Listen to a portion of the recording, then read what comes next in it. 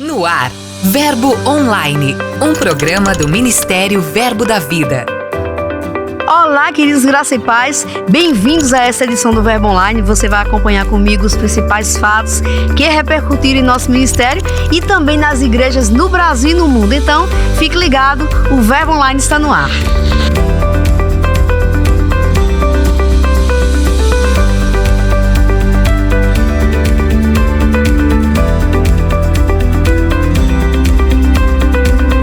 Eu sou a G Monteiro e esse é seu Verbo Online. Nosso giro de notícias começa por Ponta Porã, lá no Mato Grosso do Sul, onde o seminário de liderança realizado na igreja local teve o propósito de investir na membresia e também trazer inspiração para as novas fases. O evento contou com as ministrações de Edilson de Lira, pastor presidente da igreja lá em Petrolina, Pernambuco, e motivou os participantes a avançarem rumo ao futuro estabelecido por Deus. E por falar em avanço, vamos agora a Novo Hamburgo, no interior do Rio Grande do Sul. Lá, a igreja local está vivendo um tempo novo. Após 8 anos de dedicação, o pastor Caio e a esposa Renata Nunes passaram a liderança ao pastor Chilton e Adriano Oliveira. Eles agora darão continuidade àquela obra. O culto de transição reuniu membros e visitantes das igrejas Verbo da Vida de Gramado e também da Zona Sul de Porto Alegre. E além disso, o apóstolo Guto Emery ministrou a palavra e abençoou a nova fase que aquela igreja está vivendo. Foi uma bênção. Vamos agora para Chillán, no Chile. Lá, um chá realizado para mulheres impactou mais de 50 participantes. O encontro contou com a mensagem de Stephanie Borba sobre o poder da gratidão. Durante o chá, elas desfrutaram de um cardápio repleto de comidas típicas e se divertiram com as atividades realizadas. Agora a gente segue para Pernambuco, mais precisamente em Araripina, onde ocorreu a segunda edição da conferência Profetize. O evento reuniu mais de 350 pessoas vindas de Serrolândia, Ipubi e Oricuri, no interior pernambucano, além de Marcolândia, no Piauí, Crato, no Ceará e Palmas, em Tocantins. A conferência também contou com ministrações de Galeno Galvani, Brad Fluke e Jordânia Andrade e foi repleta de edificação e despertamento dos dons espirituais. Para conferir essas e outras notícias, é só acessar nosso portal verbodavida.com. Hoje a gente recebe o pastor Cristiano Arcoverde. Ele é radialista, jornalista, historiador e lidera a igreja Verbo da Vida em Campo Grande, do Recife. Pastor Cristiano, que honra tê-lo aqui no Verbo Online de hoje. Hoje, que alegria. Para mim é uma honra muito grande. Hoje no Verbo Online, com essa estrutura maravilhosa, né? Há muito tempo atrás eu vim era áudio apenas, né, Rangê? Sim, sim. E hoje, graças a Deus, nesse estúdio lindo, abençoado aqui em Campina Grande. Muito bom, estou muito feliz. Pastor, com essa formação em história, de que forma isso lhe ajuda, torna as suas aulas nas escolas Rema com um diferencial? Hoje, para mim, é muito importante falar sobre isso, porque eu gosto de dizer o seguinte: quando eu vou dar aula, eu digo para minha esposa, eu vou me divertir. Sim. Né? Porque para mim é uma alegria poder estar ensinando, poder estar trabalhando com os meus alunos, conteúdos tão importantes. Agora, essa história não começa agora. Sim. Né? Essa história vem pós a minha conversão, quando eu comecei a identificar o meu chamamento. Né? E no meu chamamento eu percebi, eu preciso desenvolver na minha área de formação, sim, agregar valores para o dom que Deus me deu. E aí, uma das estratégias, né, que veio no meu coração foi justamente essa, de fazer o curso de História. Eu entrei na universidade, parti para esse contexto. Foi um bombardeio, imagina, né? Eu entrei na universidade em 1998 para cursar História.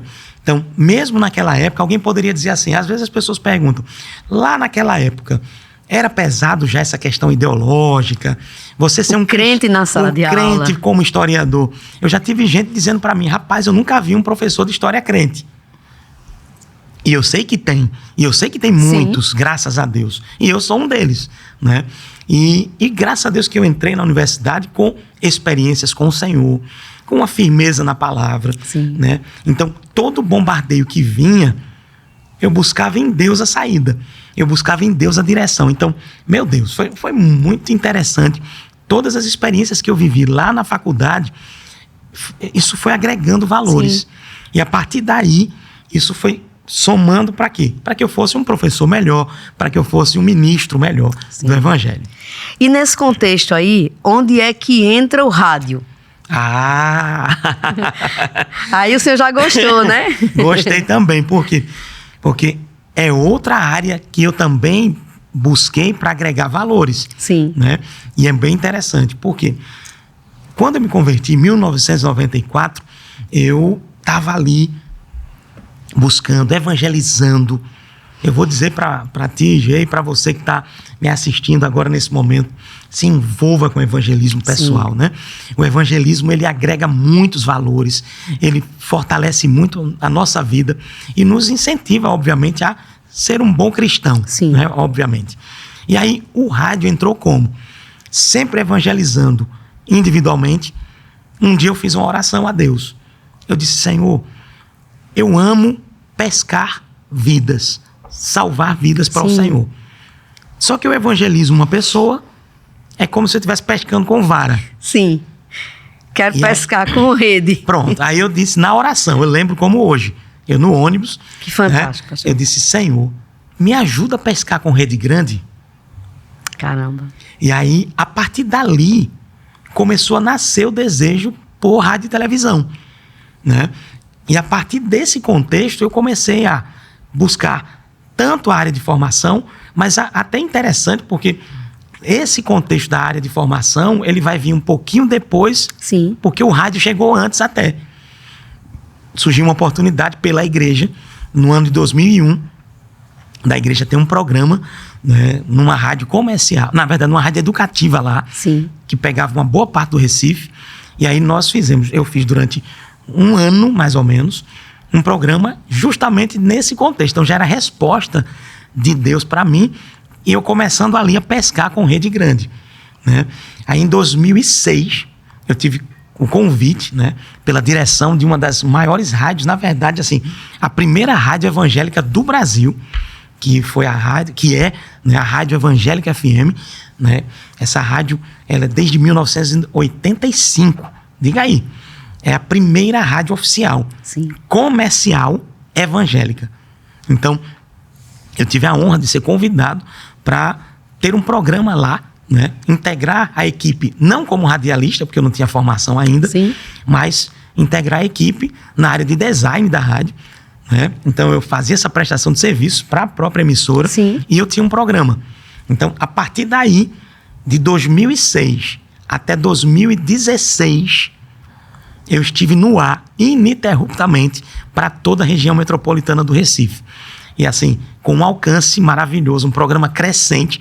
O nome do programa era Tempo de Adoração. Né? Então era um programa com música, com adoração, com palavra, com reflexão, bem no estilo aí de rádio FM, né? Comercial, dentro do contexto cristão. Era um programa cristão. Aí eu dei um tempo, né, diante de um... Aliás, antes desse tempo, entre 2006 e 2016, eu fui fazer a parte de formação.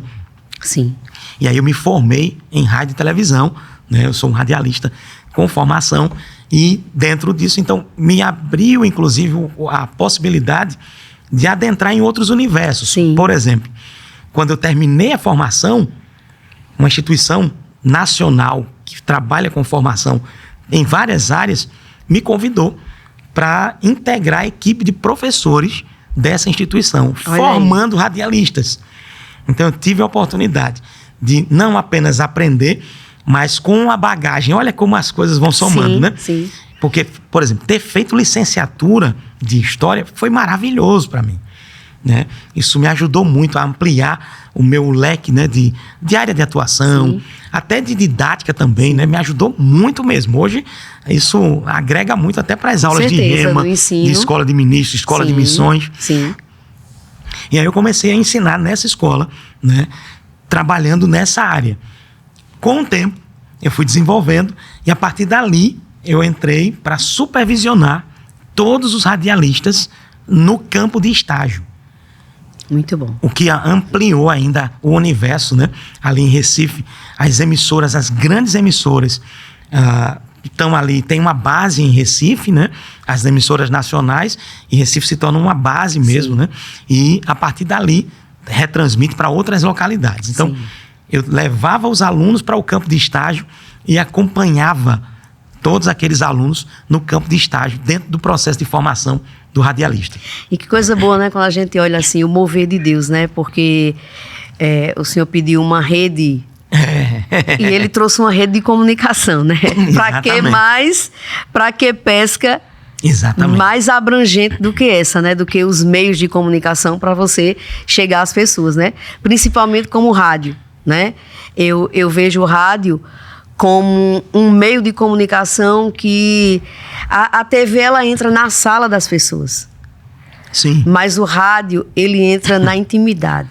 É verdade. Ele alcança outros cômodos da casa. É verdade. O rádio, ele fala ao ouvido. Você está deitado ali, você está com o radinho ali perto do seu ouvido. E, por exemplo, no trânsito de Recife... No carro, sim. Muitos escutam no carro, né? Tem gente... Eu tenho ouvintes que o horário do nosso programa... eu fiquei de 2006 a 2016, mas quando foi agora em 2023, nós voltamos com outro formato, né? Um formato de verbo, é o chamado programa VerboCast. Sim. Né?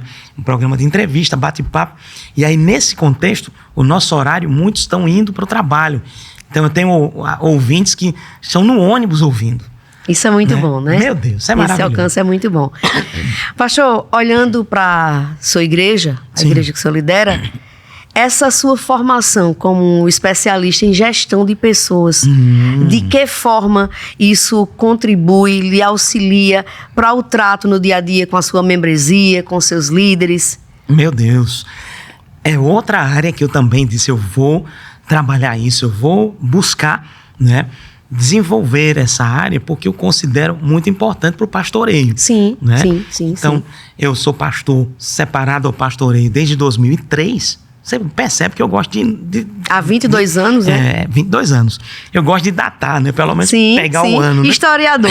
Faz parte desse cenário. Então, desde 2023, então, nesse contexto, eu lido com gente a vida toda, né? E nós lidamos com pessoas. E a partir daí eu disse, rapaz, é importante eu também ter uma área de formação nesse contexto. E aí a gestão de pessoas que eu adentrei, ela é uma especialização na área de ambiente de mudança. Sim. Então, ela tem uma especificidade bem interessante para tudo aquilo que a gente tem vivido na igreja. Então, a partir daí, eu comecei a implementar algumas questões na minha prática mesmo pastoral, na minha vivência diária também, e que agrega muito, mas muito mesmo. E graças a Deus a nossa igreja tem crescido num ambiente, porque uma das questões importantes é como você trabalhar o ambiente da igreja, né? Sim. Aquele ambiente organizacional. Isso faz muita diferença, isso é muito importante. Pastor, tem uma novidade aí, né? Um novo livro saiu aí. Contratei meu pai, né?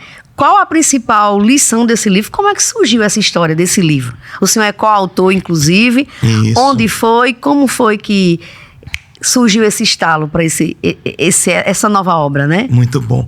Dentro de também áreas de atuação que eu tenho, eu sou escritor e também tenho polivalente. E tenho uma editora, né? Sim. Editora que nasceu em 2014. Eu lancei meu primeiro livro em 2013. Em 2014 nasceu a editora.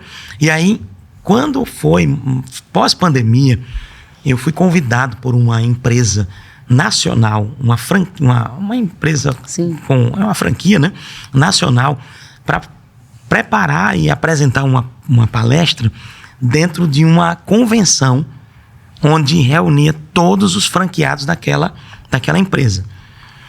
Dentro do staff dessa franqueadora tinha um jovem trabalhador, um pai de família, um homem que me ajudou muito no cenário de fazer aquele acolhimento, Sim. aquele contato, né? Me receber lá no cenário daquele evento, fazer aquele staff, né? Ele fazia parte do staff da ação. Criamos uma amizade boa, né? Passou o tempo. Um ano depois, mais ou menos, 1 ano e meio depois, eu percebi que ele saiu da empresa. E aí eu disse, rapaz, você saiu, como é que foi isso? Tal. Ele disse, rapaz, você não faz ideia. Meu filho, ele tinha 12 anos, ele estava na depressão, precisando de acompanhamento sério. Mas ele começou a empreender. Com 12 anos. Com 12 anos. Ele me pediu para... Aí tem uma história muito interessante nisso, né? Sim. Obviamente vai dar para contar tudo aqui, mas você vai ler no livro, né? Sim, Essa história... o importante é isso, é ler o livro. É maravilhosa a história. E ele começou a contar como é que esse menino começou a se despertar para o empreendedorismo.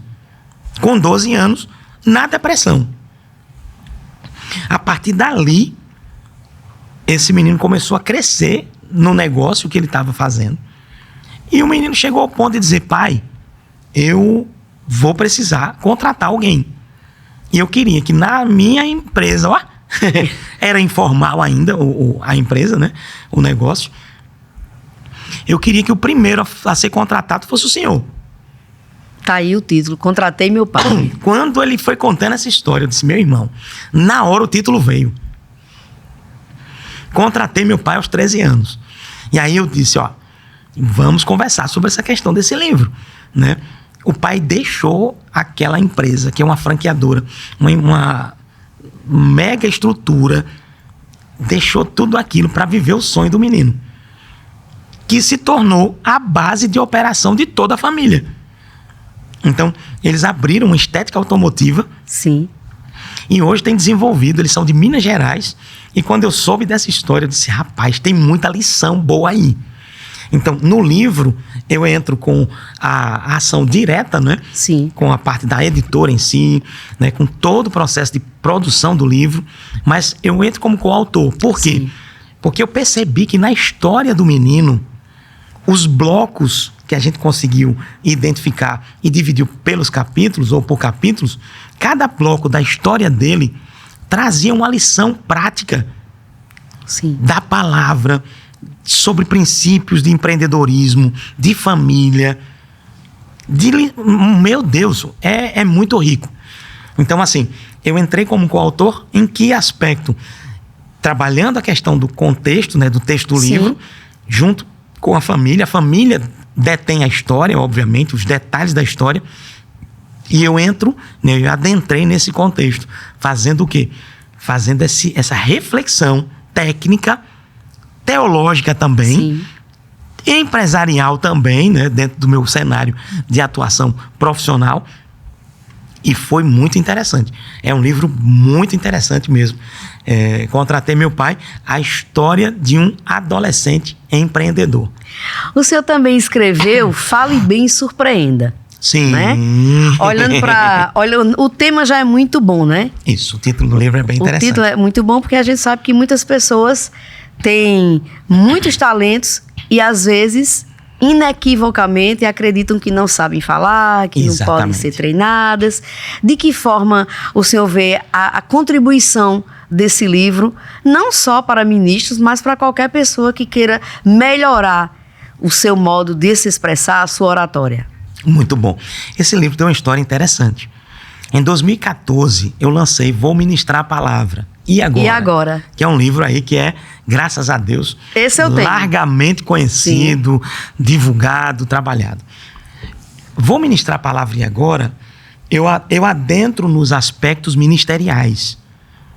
E trabalho a parte técnica também. Sim. Tanto de preparação de mensagem, que é a parte de homilética, quanto também a parte de oratória.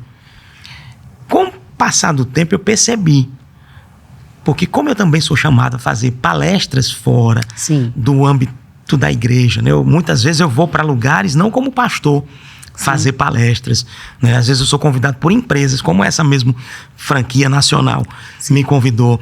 Então, eu chego nesses lugares não como pastor, eu chego como historiador, comunicador, depende do nicho. Veja como é que é interessante, né? Sim. E com respaldo técnico.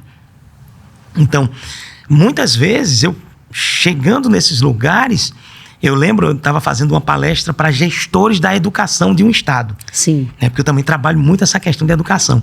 Então, o estado reuniu os principais gestores para eu fazer um treinamento.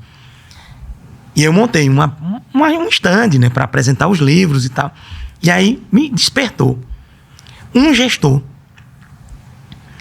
olhou no stand e disse: essa aqui é a sua parte religiosa, né? Sim. E não comprou o livro.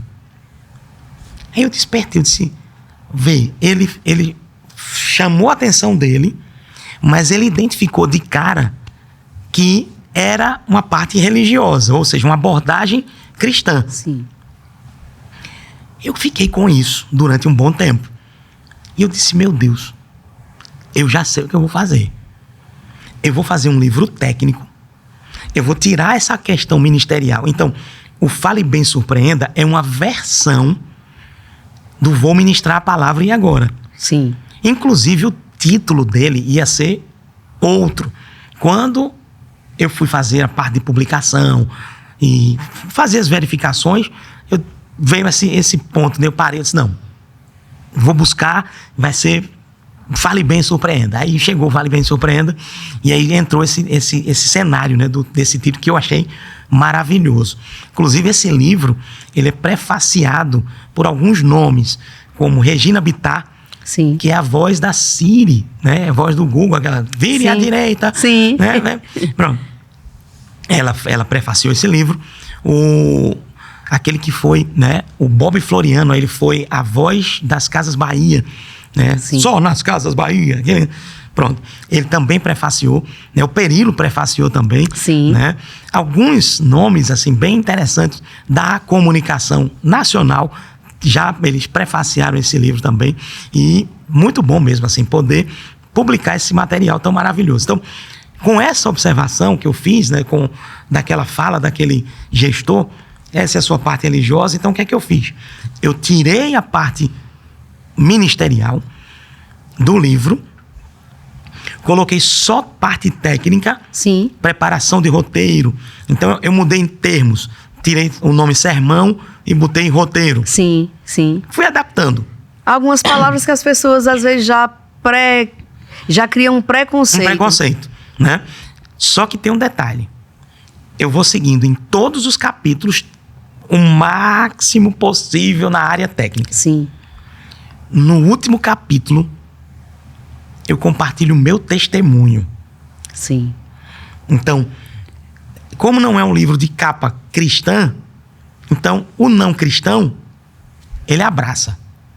Sim. Ele compra e lê. Ele vai na técnica. E graças a Deus, como a abordagem, ela leva mesmo o leitor a ir acompanhando a leitura. Sim. Quando eu chego no último capítulo, eu conto o meu segredo para eles. Sim. Né? E o meu segredo está na minha conversão.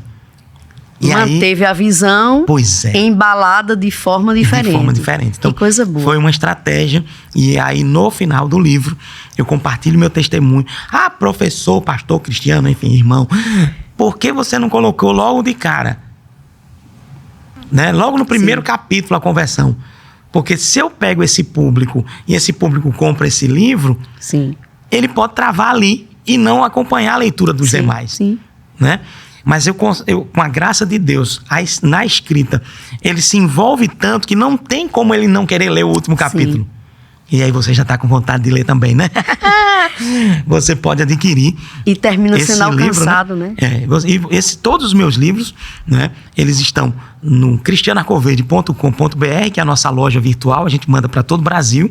E alguns desses títulos também estão no Verbo Shopping. Sim. Pastor, ainda falando sobre esse tema, que é um tema muito bom e que o senhor ama falar sobre ele, a gente olhando para o nosso contexto de ministros, né? Ministros que precisam levar a palavra. Como é que o senhor vê e que dica o senhor dá para essas pessoas de como equilibrar técnica e unção? Se a gente olhar para um sermão só técnico, ele não vai a letra mata, né? A letra mata. E o Espírito vivifica. Então, como equilibrar isso? Esse equilíbrio, de fato, tem que partir da visão do ministro. Sim. Né? Porque o desequilíbrio vai partir justamente da visão desequilibrada que o ministro tem. Certamente você que está nos assistindo deve ter ouvido alguém dizer assim, alguma vez na vida: eu não me preparo para ministrar, eu prego por inspiração. Certamente já ouviu isso alguma vez na sua vida. O que não é um pensamento adequado. Porque o que é que eu entendo na palavra? Inclusive em João, capítulo 14, verso 26, Jesus vai dizer o quê? Jesus vai dizer, olha, o Espírito Santo, o Consolador, ele vai vir, ele vai lembrar você tudo que você aprendeu de mim. Se aprendeu é porque estudou. Exatamente. Se aprendeu porque estudou, porque precisou ler, porque precisou se preparar. Sim. Então, a pessoa, o ministro, precisa estar preparado sim para a mensagem. Eu gosto de brincar. Bom. Eu gosto de brincar nas minhas aulas. Às vezes, Zaqueu está subindo e descendo da árvore em todo sermão. E não é por uma direção de Deus. Já está cansado, né? E não é por uma direção de Deus. Verdade. Às vezes Zaqueu está subindo e descendo da árvore naquela ministração, sim, sempre daquele ministro, não por uma direção de Deus, mas por uma falta de ampliação do universo de conhecimento, né, de preparação. Muito bom. Né? Então, não há problema. Às vezes acontece, por exemplo, de algum ministro itinerante que recebe uma mensagem para uma temporada. Isso é perfeitamente, preste atenção, tá? Isso é perfeitamente plausível, tá? Sim. É bem aceito, é tranquilo. Então, o ministro que está numa ação itinerante e ele está aqui hoje, ministra num lugar, e amanhã ministra por direção de fato de Deus em outro lugar, a mesma mensagem, por um tempo que uma mensagem o Senhor trouxe ao seu coração, sim, é possível, é tranquilo, é aceitável, tá? Mas se é por falta de repertório, aí não se deve estar batendo palma nem aceitar. Sim. Alguém que está repetindo mensagem porque não se prepara, não busca, não lê, não prepara aquilo, sim, que é preciso entregar. Por quê? Sim. Porque eu penso o seguinte, como ministro, eu entrego ao público que está me ouvindo, né, aos irmãos da igreja, a um auditório numa palestra, eu entrego um alimento. Sim, exatamente. Quem prepara este alimento sou eu. Eu preciso preparar esse alimento. Se planejar para temperar bem, para escolher os ingredientes. Escolher bem, colocar os molhos certos, né? Quem é meu aluno de escola de ministros sabe, quando eu falo de molho, o que é que eu estou me referindo. Sim. Então, colocar o molho certo, o tempero certo na mensagem. Para a partir daí, ele apresentar, sim, aquela comida. Então, aí vem a pergunta. Qual comida nós estamos apresentando para o público? Sim. Será que a gente está apresentando uma comida que é mais molho do que, como a gente diz aqui no Nordeste, né, gente? Sim. Sustância? Sim, né? Verdade. Que é o caldo, aquele caldo grosso, aquela parte mais de força mesmo? Ou será que é só molhinho que a gente está entregando? Sim. Então a gente precisa pensar como ministro isso. Obviamente que tudo isso vai passar, né? Tem um livro chamado Essencial, né? Smith Wigglesworth, aleluia. Irmão, lembra do apóstolo Buddy? Ele fala, sim, sobre o poder de convencimento em dado momento do livro. Ele diz assim, que a eloquência, que é o poder de convencimento, né? A autoridade no que fala, está ligada à unção.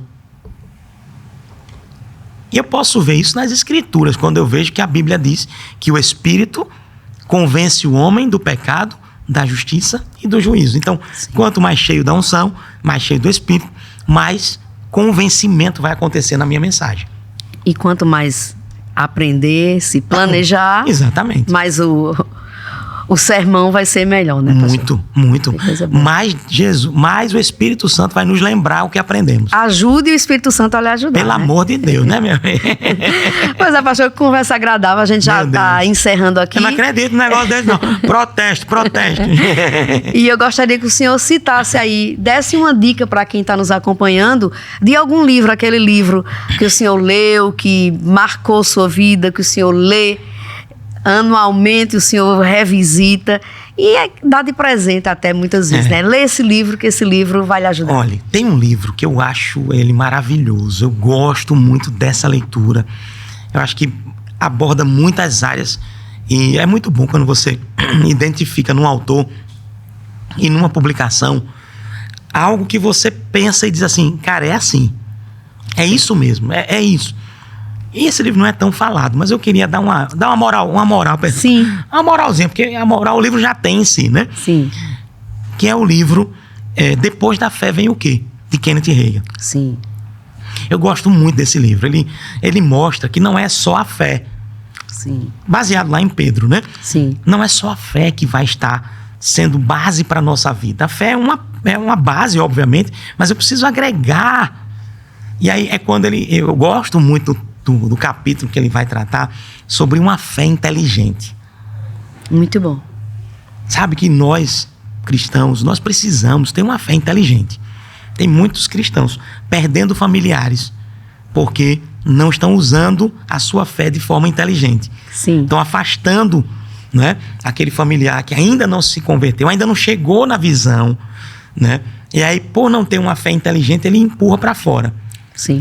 Um dia, logo no meu início de caminhada, me converti em 1994, tomei minha decisão para Cristo. No meu começo, eu não tinha uma fé inteligente. E a minha atitude, às vezes, empurrava pessoas para longe, com um radicalismo que não estava ligado à sabedoria. Sim. Então, quando eu comecei a entender, a amadurecer, eu disse, meu Deus, eu não devia ter feito daquela forma, né? Então, é uma dica que eu dou para você, minha mana G, grande comunicadora, para você que está nos assistindo também. Depois da fé vem o quê? Leia, você vai crescendo isso aí, maturidade é bênção. E crescendo espiritualmente. Sim. Também é outro livro que eu amo. Sim, então descubra que é esse, já procure uma das nossas livrarias Verbo Shop ou acesse verboshop.com.br e garanta o seu. Pastor Cristiano, que bênção, que conversa agradável, viu? Meu Deus, eu fico muito feliz, obrigada. Eu tô contente de estar aqui, viu? Muito obrigada por tê-la aqui hoje, viu? Estou muito feliz, obrigado, Gê. Obrigado a você também, né, que nos assiste nesse momento e que você possa repercutir esse bate-papo, né, de uma forma saudável, agradável com seus familiares, mostrando para eles que a nossa fé também, né, faz a diferença na sociedade, né? Só para fechar, muitas dessas palestras, como eu não vou como pastor, sim, eu vou como técnico dentro de um contexto para ensinar áreas específicas, no final eu deixo sempre uma parte de reflexão. E eu lembro que em alguns momentos pessoas chegaram para mim, teve um caso que um empresário chegou para mim e disse, rapaz, sua palestra foi muito boa, mas a segunda parte dela foi melhor ainda. Era o que eu estava precisando para hoje. Então, nós podemos usar as oportunidades que temos, sim, lá fora, para de modo sábio alcançarmos, sim, aquele público, alcançarmos os nossos familiares com o amor de Cristo, sim, que está no nosso coração. Amém. Muito bom. Fica aqui essa reflexão. O Verbo Online de hoje fica por aqui, mas em nosso portal tem muito conteúdo disponível para você. É só acessar nosso portal ou baixar o aplicativo Verbo App. Eu também fico por aqui, mas declaro um dia abençoado para você. Tenha fé, lembre-se sempre que tudo passa e a graça de Deus nos basta. Eu sou a Gê Monteiro e esse é seu Verbo Online. Até mais. Você ouviu Verbo Online, um programa do Ministério Verbo da Vida.